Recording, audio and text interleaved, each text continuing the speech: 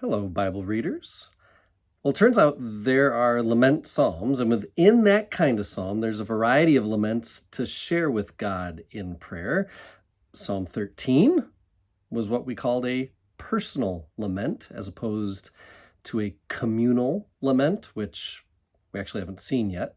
But Psalm 35 isn't just a personal lament. Walter Brueggemann, in his Message of the Psalms commentary, calls this a complaint psalm.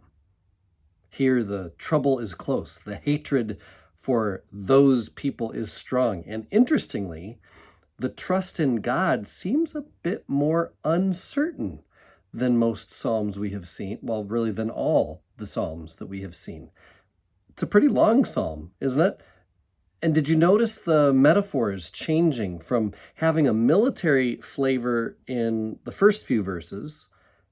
Take hold of a shield, God, draw the spear and javelin against my pursuers, to later on having a jungle flavor to it. Rescue me from their ravages, my life from the lions. There are also familiar images of court, especially as the psalmist speaks of righteousness, which of course is a very legal kind of idea, that God is committed to the faithful through this covenant, almost like a contract. And so go ahead, God, be faithful to the contract, set this right. I do things fairly and faithfully, while those people don't, and yet they're winning, so do something. Brueggemann says the psalm is shaped in a pretty familiar way. You've got a petition, you've got an extended comment on the enemy, and then a promise of praise.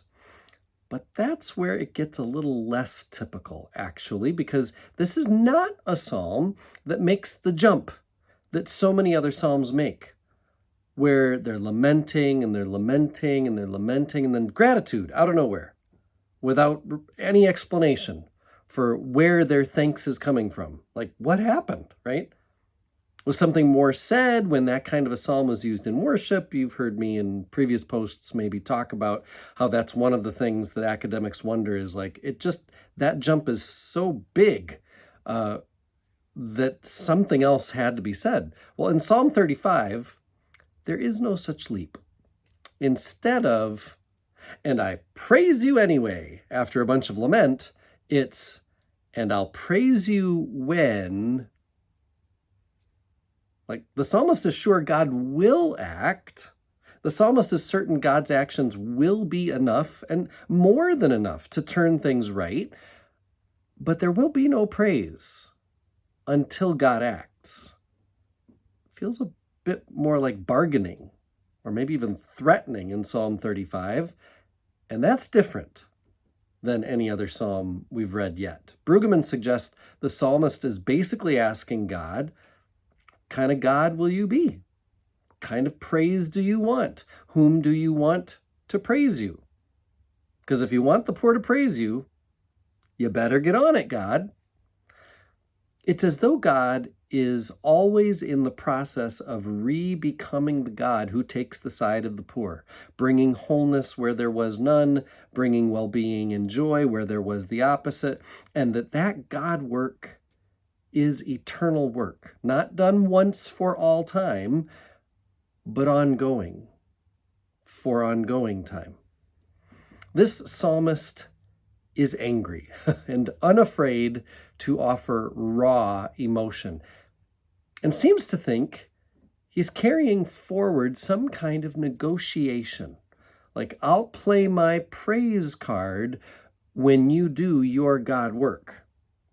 Brueggemann calls this a daring theology because it suggests that unless God delivers, God will not be distinctive from so many other powers that make promises but then don't do the things. Can you talk like that to God? Do you dare?